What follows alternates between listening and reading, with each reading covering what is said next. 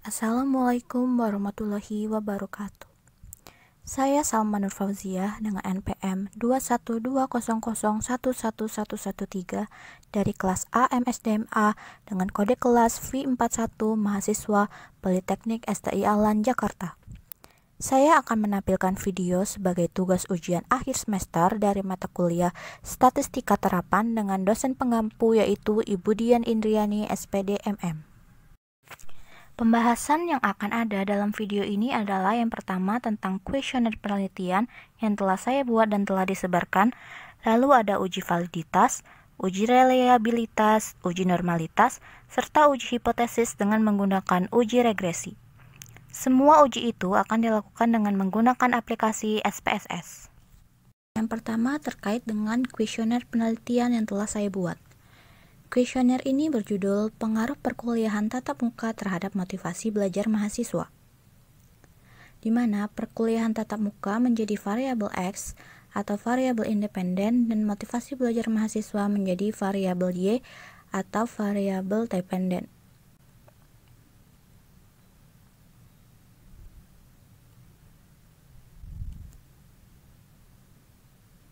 Kuesioner ini telah disebarkan dan telah mendapatkan sebanyak 30 jawaban dari responden. Responden ini didapatkan dari mahasiswa MSDMA angkatan 2021. Berikut adalah data dari responden yang telah saya pindahkan ke dalam Excel.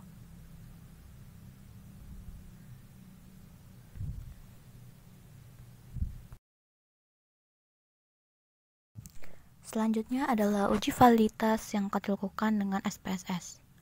Langkah pertama dalam melakukan uji validitas adalah memasukkan data dari kuesioner yang telah disebarkan sebelumnya. Pertama, pada variabel view, kita masukkan dulu namanya dari X1 hingga total Y.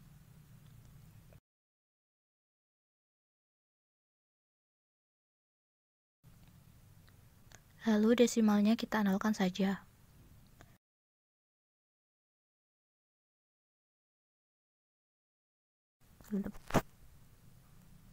Pada value, kita masukkan seperti ini. 1 untuk sangat tidak setuju, 2 untuk tidak setuju,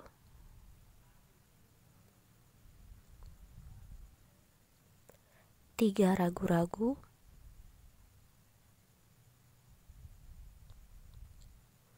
4 setuju, dan 5 sangat setuju.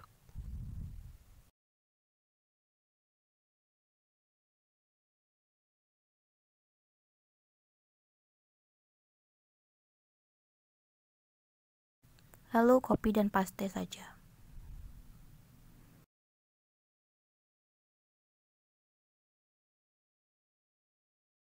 Setelah itu, kita pindahkan data dari Excel ke SPSS.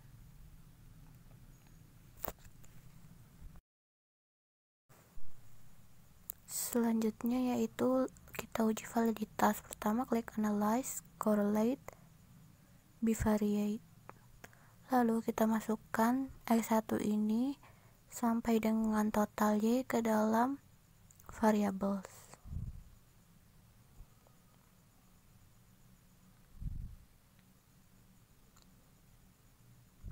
Lalu kita klik Person, to Tile, dan Flat. Lalu OK.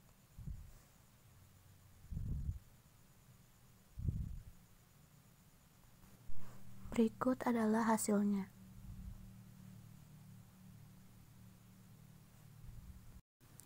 Hasil uji validitas ini dapat dilihat dengan dua cara, yaitu dengan person correlation dan dengan significant level. Pertama, akan kita lihat dari person correlation. Jika nilai R hitung lebih besar dari nilai R tabel, maka data dinyatakan valid. Sedangkan jika R hitung lebih kecil dari L tabel, maka data dinyatakan tidak valid. Dari data di atas, seluruh item instrumen penelitian variabel X atau perkuliahan tatap muka adalah valid. Hal ini ditunjukkan oleh nilai person correlation atau R, hitung setiap item lebih besar dari nilai R tabel. Adapun nilai R tabel untuk N sama dengan 30, df sama dengan 28, dan signifikansi sama dengan 0,05 adalah 0,3610. Ini dapat kita lihat dari tabel R seperti berikut. Kedua, kita lihat dari signifikan level. Jika nilai sigtutel lebih kecil dari 0,05, maka data dinyatakan valid. Sedangkan jika nilai sigtutelnya lebih besar dari 0,05, maka data tersebut tidak valid. Dari hasil uji validitas ini, dapat dilihat bahwa nilai sigtutelnya semuanya itu lebih kecil dari 0,05, yaitu sebesar 0,00, yang berarti bahwa semua instrumen penelitian variabel X ini adalah valid. Kemudian untuk variabel Y, caranya itu sama seperti pada variabel X tadi. Di sini kita lihat bahwa seluruh item instrumen penelitian variabel Y atau motivasi belajar mahasiswa adalah valid. Hal ini ditujukan oleh nilai Pearson correlation atau R hitung setiap item itu lebih besar dari nilai R tabel. Adapun nilai R tabelnya itu sama seperti X tadi, yaitu sebesar 0,3610. Lalu dari nilai sigtutelnya juga lebih kecil dari 0,05, yaitu sebesar 0,000, yang berarti bahwa semua instrumen penelitian variabel Y ini valid. Jadi, semua data yang didapatkan dari penelitian ini valid semua, baik itu variabel X maupun variabel Y. Selanjutnya adalah uji reliabilitas. Caranya yaitu klik Analyze, Scale, dan Reliability. Masukkan soal ke items dengan model alpha, lalu klik OK. Berikut adalah hasil uji reliabilitasnya.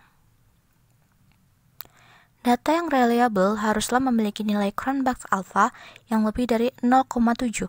Jadi, instrumen penelitian ini itu reliable. Hal ini ditunjukkan oleh nilai Cronbach's alpha yang lebih besar dari 0,7, yaitu sebagaimana ditunjukkan dalam tabel reliability statistik sebesar 0,899. Selanjutnya adalah uji normalitas untuk mengetahui apakah data berdistribusi normal atau tidak, sebagai syarat untuk melakukan uji hipotesis. Untuk melakukan uji normalitas, saya menggunakan cara Kolmogorov-Smirnov dan Shapiro-Wilk. Baiklah, pertama akan dicari nilai residual terlebih dahulu. Caranya yaitu dengan mengklik Analyze, Regression, dan Linear. Masukkan perkuliahan tatap muka atau variabel X ini ke dalam Independence dan motivasi belajar mahasiswa atau variabel Y ke Dependence. Lalu klik Save dan checklist Unstandardized dan Include. Lalu Continue dan OK. Setelah didapatkan residunya, maka akan dilakukan uji normalitas. Data yang digunakan itu sama seperti tadi ya, total X saja atau perkuliahan tatap muka, dan total Y saja atau motivasi belajar mahasiswa. Nah, untuk pertama itu kita klik Analyze, lalu Descriptive Statistic, lalu Explore. Masukkan Unstandardized Residual ini pada kotak Dependent List, dan pada bagian Plots, kita tekan Normality Plots with Test, lalu klik Continue, dan OK. Berikut adalah hasilnya. Nah, untuk analisisnya, nilai signifikansi pada tabel Shapiro-Wilk adalah 0,951. Hal ini menandakan bahwa data pada penelitian ini berdistribusi normal karena nilai signifikansinya lebih besar dari 0,05. Begitu juga jika dilihat dari tabel Kolmogorov-Smirnov dengan nilai signifikansi sebesar 0,200 dan lebih besar dari 0,05, yang menandakan bahwa data ini berdistribusi normal. Selanjutnya adalah uji hipotesis dengan uji regresi. Data yang kita gunakan total X atau variabel perkuliahan tatap muka, dan total Y atau variabel motivasi belajar mahasiswa saja. Selanjutnya, tekan Analyze, Regression, Linear, dan masukkan perkuliahan tatap muka pada independen dan motivasi belajar mahasiswa pada dependen. Lalu klik OK. Berikut adalah hasilnya. Dan selanjutnya akan kita analisis. Yang pertama kita lihat adalah nilai pengaruh. nilai R² adalah 0,566. Nilai ini menunjukkan bahwa pengaruh variabel perkuliahan tatap muka terhadap motivasi belajar mahasiswa adalah sebesar 56,6%, sedangkan sisanya yaitu 43,4% dari motivasi belajar mahasiswa dipengaruhi oleh variabel lain. Selanjutnya hasil uji hipotesis. Hipotesis yang telah saya buat yaitu ada H0 atau tidak terdapat pengaruh perkuliahan tatap muka terhadap motivasi belajar mahasiswa. Lalu ada HA atau terdapat pengaruh perkuliahan tatap muka terhadap motivasi belajar mahasiswa. Pertama, kita lihat dari nilai signifikansi. Nilai signya yaitu 0,000 yang berarti lebih kecil dari 0,05. Dengan demikian, maka H0 ditolak dan HA diterima. Ini sesuai dengan dasar pengambilan keputusan sebagai berikut.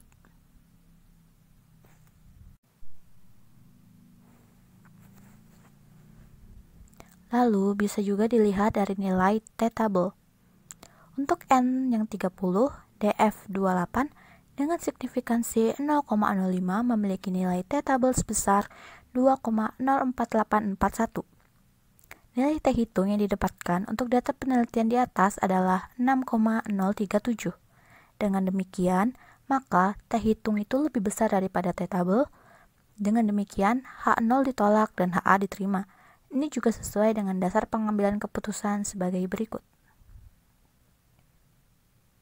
Nah, jadi didapatkan kesimpulan bahwa terdapat pengaruh perkuliahan tatap muka terhadap motivasi belajar mahasiswa. Selanjutnya akan kita lihat persamaan regresinya. Nilai 5,411 adalah angka konstanta. Angka ini memiliki arti bahwa jika tidak ada perkuliahan tatap muka atau variabel X, maka nilai motivasi belajar mahasiswa atau variabel Y itu adalah sebesar 5,411. Kemudian, 0,730 adalah angka koefisien regresi.